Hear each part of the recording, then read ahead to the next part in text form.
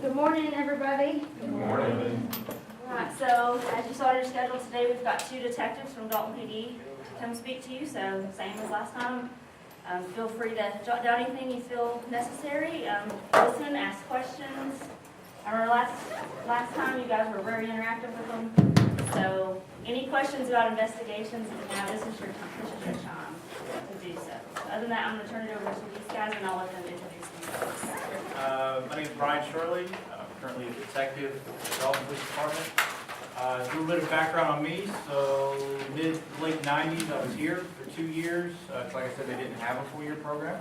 So I took whatever criminal justice classes I had, and I ended up transferring to Jacksonville State University in Alabama and finished my degree there.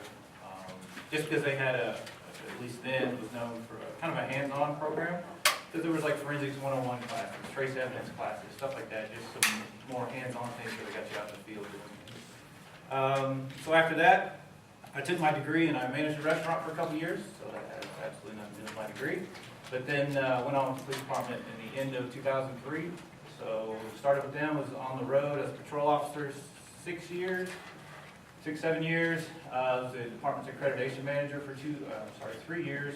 And then after that, transferred to the Criminal Investigations Division, so been a detective for a little over 2 years. As far as what we do, I'm a general case detective, so we've got several detectives, right? We've got some that just do drugs. We've got some that are on a task force. They do gang type things, but they're on a multi-jurisdictional task force. So some general case detectives, 3 of us. And then there's some 2 detectives that focus more on person-on-person crimes, like a call comes in, child molestation, or specifically different rape cases, different things like that. They'll handle those. Sometimes the more seasoned detectives get that, and then also Detective Eaton here, which will explain everything, but he's a crime scene guy. So from a general case standpoint, generally property crimes, financial crimes, and then we take a call week just like everyone else. It kind of rotates through all the detectives, and then whatever you get, you get. So even though I'm a general case detective, typically on those other types of crimes, I've worked rapes, child molestations, whatever comes across is what you get. And if we needed help, if we had a homicide or something like that, certainly Detective Eaton would come out and assist us, but you're going to work it, you're the case agent, you work it from the beginning to end. Just an example of just some things as far as what we do, even though, like I said, I'm a general case.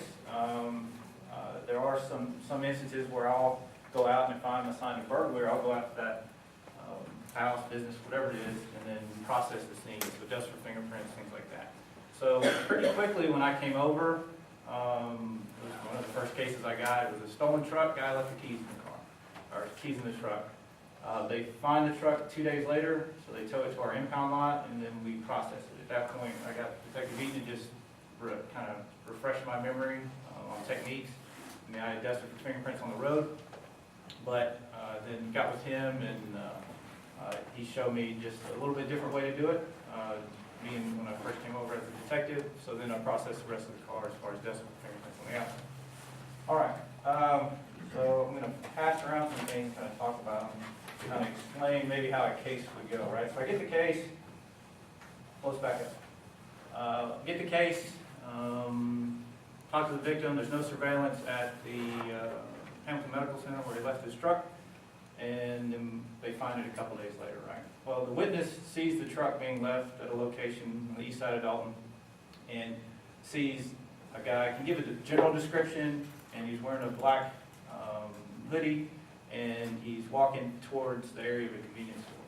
So just go to the convenience store, right?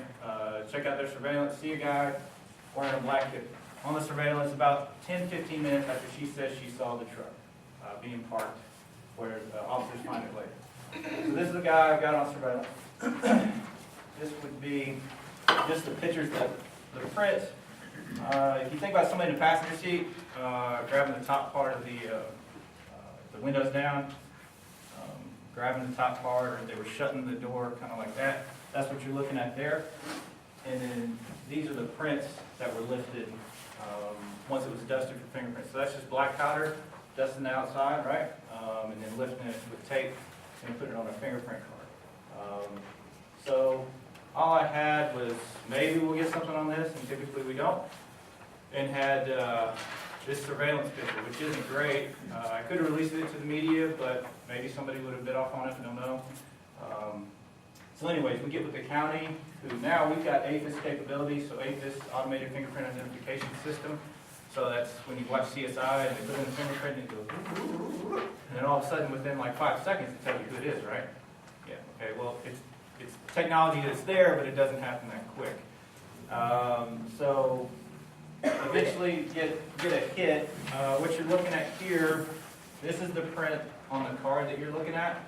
So what we're looking at on the screen is going to be lighter than this. I know it's kind of dark, but this is just showing you the points. It'll say like this point matches this point, this point matches this point. And that's just to show you kind of how the comparison goes. And so the one on the right would be the fingerprints of somebody, and the one on the left, again, is the print that's on the card that's being passed around. So at that point, comes back with a person, get his picture from booking, and it's kind of, yeah, it looks like the guy. And it could be, but it's not a definitive thing. So then he's already in custody for something else, so go and talk to him. And roundabout, ultimately, he confesses to it. I mean, just because I've got your prints doesn't mean you stole it, right? I mean, just because there's prints, somebody's prints on a stolen truck, what does that tell me? Yeah, it just means they touched it. He could have touched it in the parking lot. I mean, you got to think about it from all angles, right? Did he probably steal it? Sure. Why does he have his prints on this truck? That's what he has to explain, right? Is why his prints are on this truck. But ultimately, that was him in the surveillance, and that was his fingerprints when he admitted to stealing it. Or trading it for dope. I think so he did. He said somebody else stole it, but he traded dope for it. But ultimately, so it kind of shows sort of all aspects, because it started kind of getting the surveillance, getting a picture of a guy that maybe this is the guy. Found out that he lived in the area and that he frequented the house that was now abandoned, but is where the truck was left. We can probably save the questions till later, once Detective Eaton gets to go through his presentation. But when we do get to the questions, please ask. This is your chance to ask whatever question you want, you know. But like I said, from the CSI standpoint, yes, it's there, but things don't happen as fast as you see them on TV. Because they got to wrap it up within an hour or a 30-minute show, and it takes days, if not weeks or months, to make some things happen when they get results so fast. But, pretty much it for me, and then, like I said, take the beating. Once we get done with his, we'll just answer any questions you got.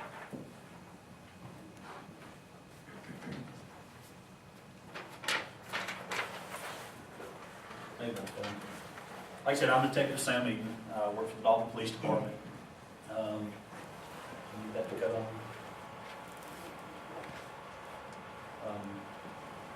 My path to the police department was a little bit different than Detective Shirley's. I started out when I graduated high school, I wanted to go into some type of service field. But what I wanted to do, and what I love to do, which was be outside, I decided to go down to Tipton, Georgia, to Abraham Baldwin. I was majoring in wildlife. I wanted to be a game warden or possibly a wildlife biologist. After a year down there, I realized at the time, not so much anymore, but at the time it was very hard to get a job. So I was looking at finishing school, coming back here, working in the carpet mill, whatever. That's not what I wanted to do. So I ended up transferring back here to Dalton College and trying to figure out what exactly I wanted to do. Again, I knew I wanted to go into public service. So then I kind of narrowed that down to police department, sheriff's department, state patrol, or the fire department.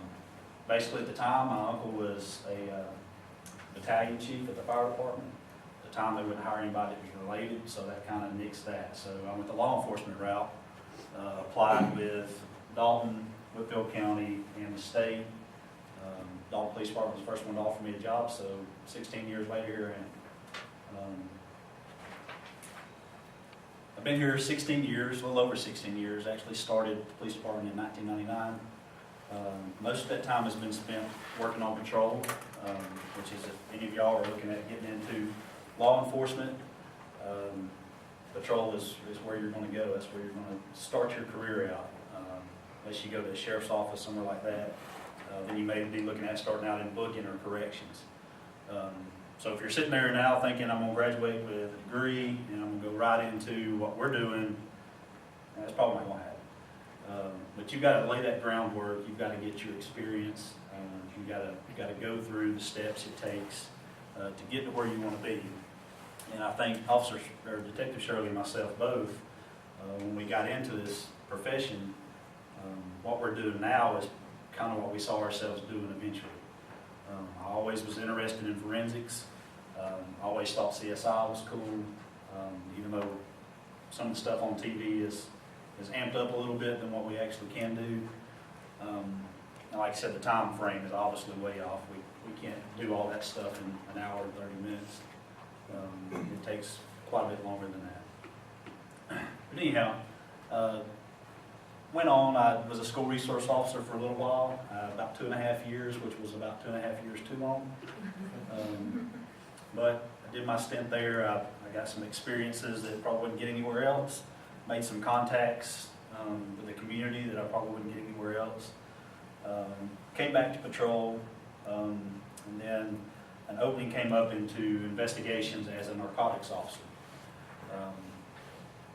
Basically, I saw that as a way to get into investigations, to get my foot in the door, so to speak.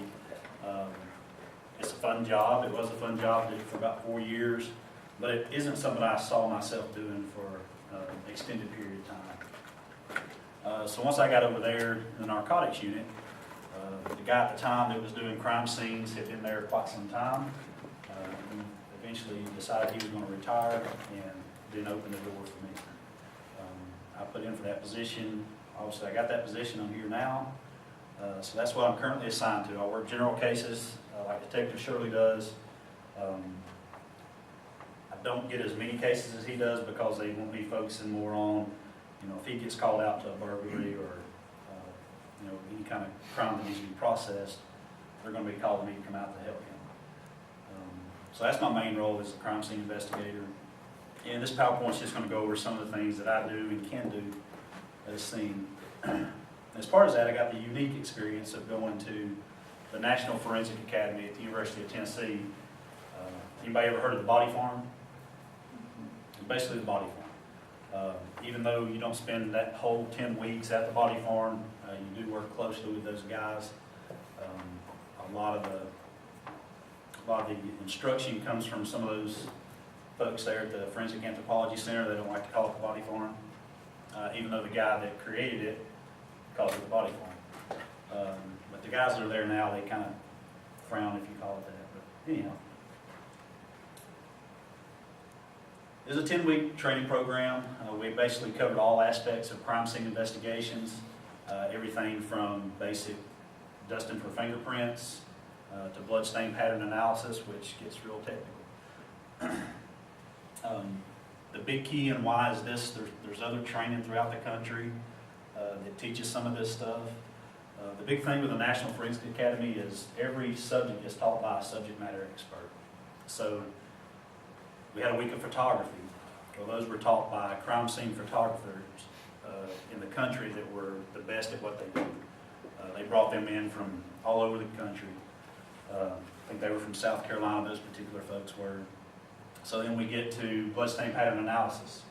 Well, then they bring people in that are experts at bloodstain pattern analysis. They've been doing it forever. Very experienced, that's all they do. Shooting scene reconstruction. They brought 2 state troopers from New Jersey that work 5-6 shooting scenes a day up there, and they have been doing it for 30 years. So these were subject matter experts in every field. So basically we learned from the best. And like I said, we trained at the Forensic Anthropology Center, which is known as the body farm.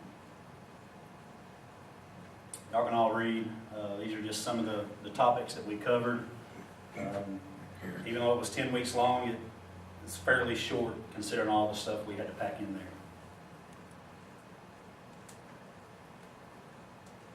And this is just our class photo.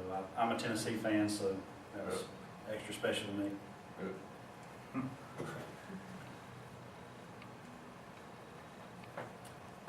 All right, what is a crime scene investigations? Investigating where a single crime has happened to try to determine what happened at the scene, who was there, kind of the movements of the suspect, the victims, to determine, number one, has a crime occurred? How did it occur? And like I said, the actions from suspects, victims, maybe witnesses, and to locate items of evidence that can put those people back in that scene. What's a crime scene?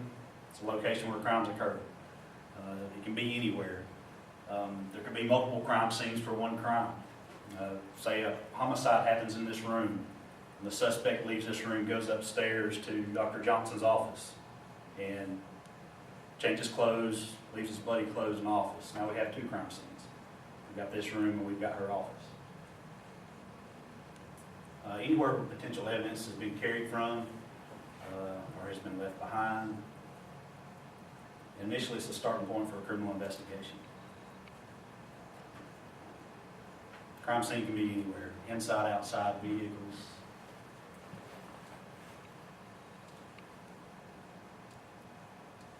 Let's scroll through these real quick.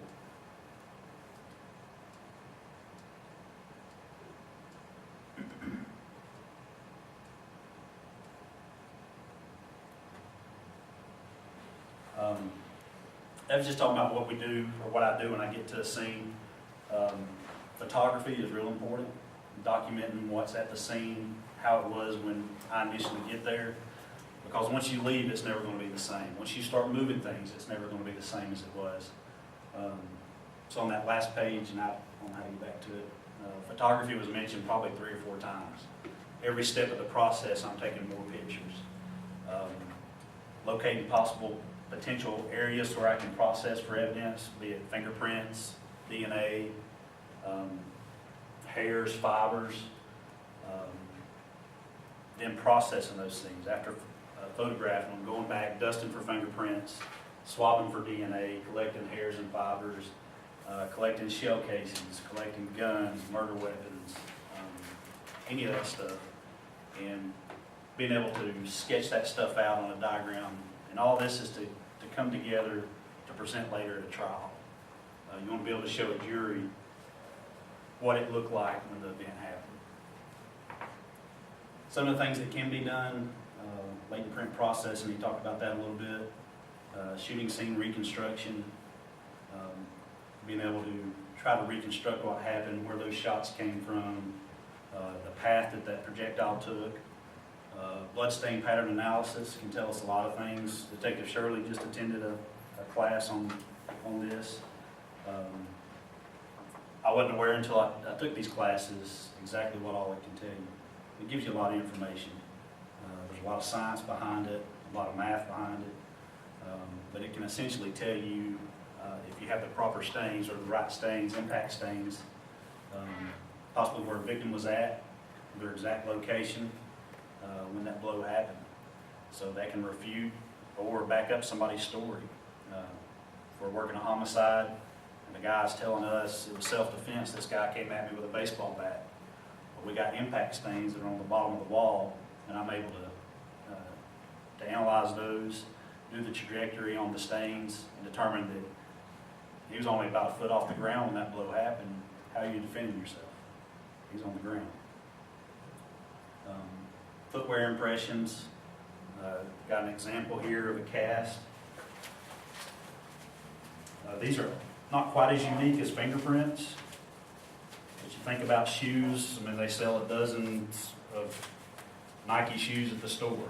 But everybody walks differently, everybody travels across different surfaces, which wears those a little bit differently on each other's shoes. So they're not necessarily looking at the pattern, so to speak,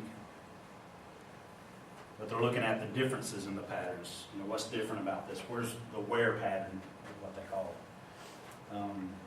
Again, trace evidence, hairs, fibers, DNA collection, computer-generated sketches, being able to come measure a scene, taking measurements of you know, if it happened in this room, measuring evidence, triangulating all that together to be able to go back and put it on a sketch to where everything's to scale. Tire track impressions, same thing with footwear impressions.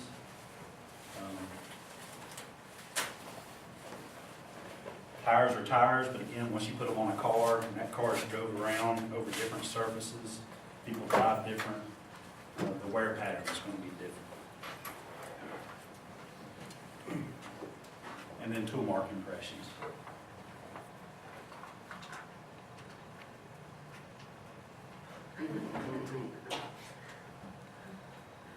Latent print processing is probably the most that I do as far as crime scene processing. This entails all kinds of things. Dusting is just one way that you can process for latent prints. It's just kind of telling you about latent prints there. There's a variety of powders. There's black, white, fluorescent colors. There's chemicals that you can put on that will develop the prints. And then there's probably what I use the most would be super glue fume. Let's see if I can find some. Here's an example of some anhydrous prints. They've faded a little bit over time. But you kind of see it's just a chemical process. This would be used on something that's porous, something that would soak up water like paper or cardboard.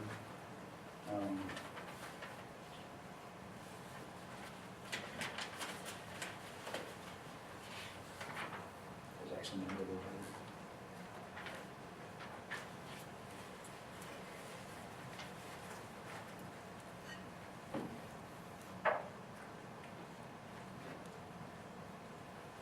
Here's an example of some powdered prints.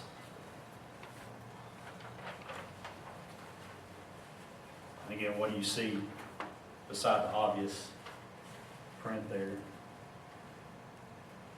There's a picture of a print, right?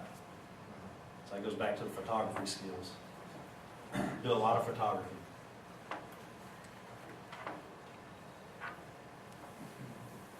And this is just adjusted more to do a little better contrast.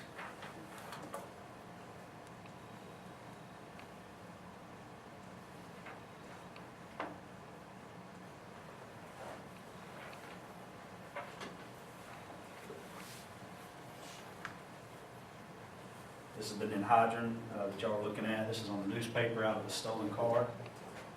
You can see it turns the print purple, just like it does on that paper. Every print it'll process will be purple.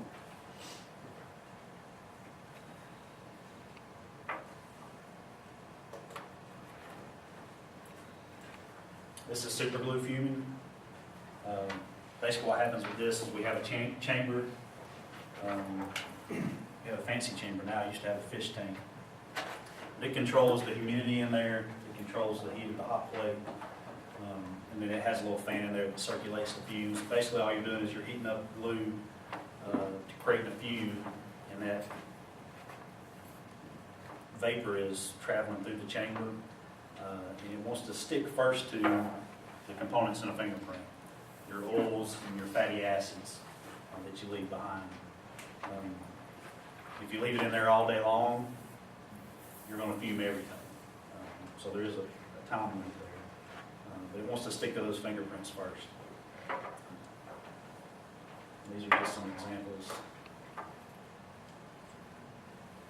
The dye stain, just another chemical that I can put on a super glue print that will cause it to fluoresce under certain lights so you can photograph it and get a little bit better contrast.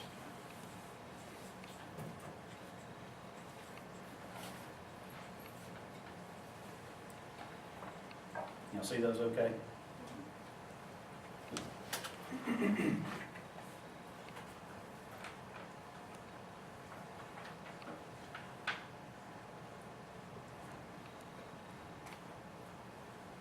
That's just kind of the process there.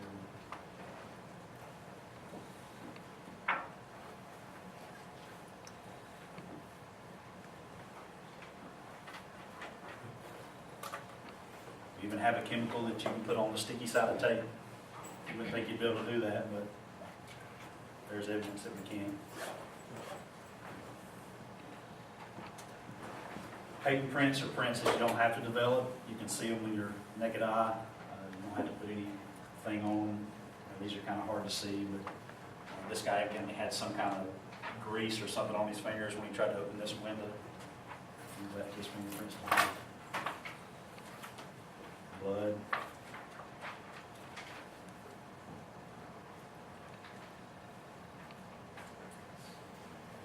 Here's an example of, y'all heard of luminol from CSI, shows like that.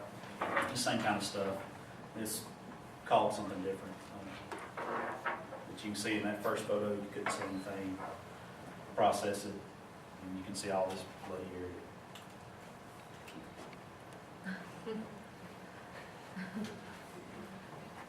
Shooting reconstruction, just real quickly, again, just involving some trigonometry, determining angles of impact to try to get a position of the shooter and also be able to follow that flight path of the trajectory to recover evidence.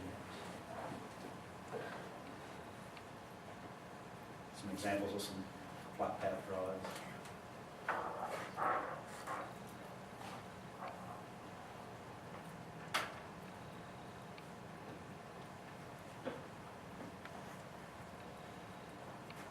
Being able to determine what kind of defects you have, is it an entrance, is it an exit?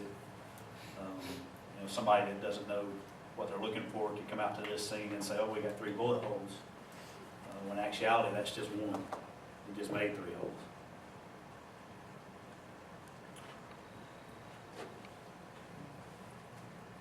Same thing here, being able to determine, it's hard to tell, those are 2 different pictures.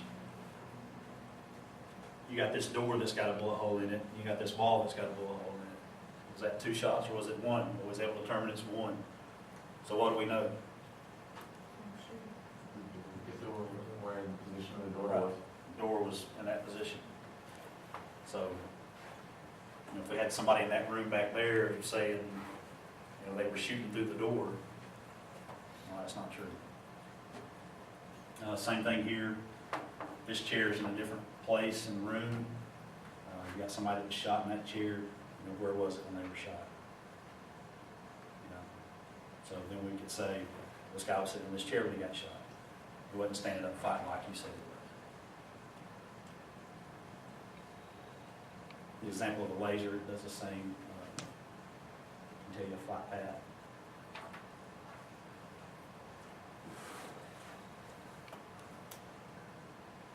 Being able to tell directionality. Windows are key. The shot come from inside or outside. There's telltale signs called beveling. It can tell me which side of the glass that bullet penetrated first. Same thing with somebody's skull. If you ever get to go to the autopsy where somebody's had a gunshot to the head, it does the same thing. So you can tell direction of travel by that. So was he shot on the right side or left side?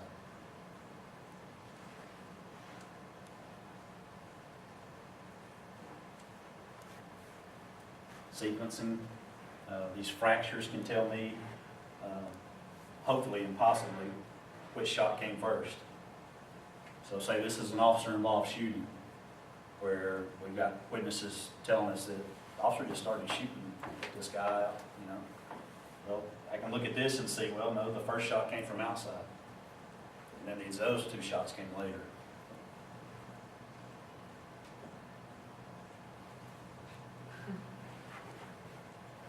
Bloodstain pattern analysis, like I was saying earlier, looking at a grouping of blood stains and how they're distributed can tell us a lot of things.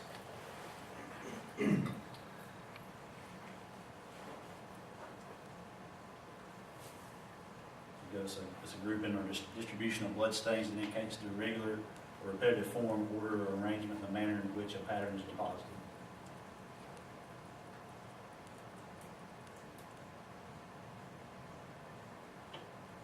And just knowing the different types of stains and what you're looking at when you go into a crime scene. Is it an impact stain? Is it a drip stain? Just knowing what they look like. They're going to look like that most of the time because of the way blood reacts.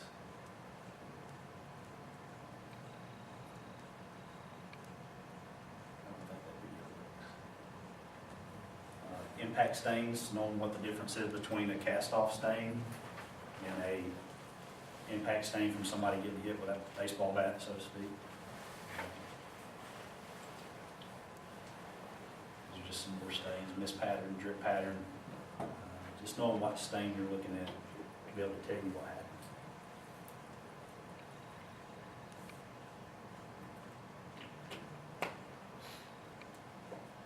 Y'all can also see the difference in that, right? But you go to a scene and you got this here, and not knowing, maybe you're seeing this portion, maybe whatever this is where the blood was dripping has been moved. I mean, it looks like an impact stain.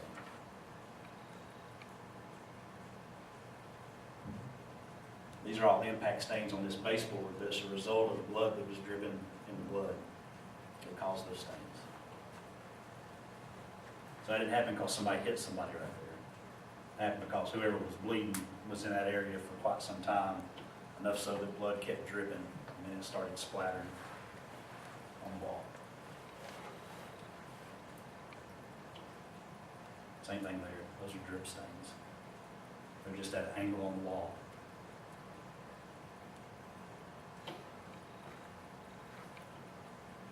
Impact stains, they're going to show us directionality for us to be able to trace back to where those originated from. Again, it's going to tell us where our victim was at when that stain happened.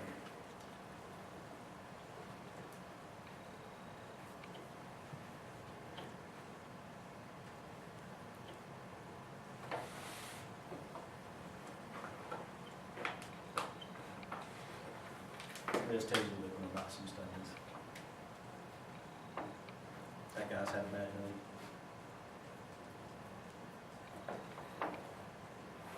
Transfer stains are going to tell us movements, either the victim or the suspect. No difference between a swap pattern and a white pattern.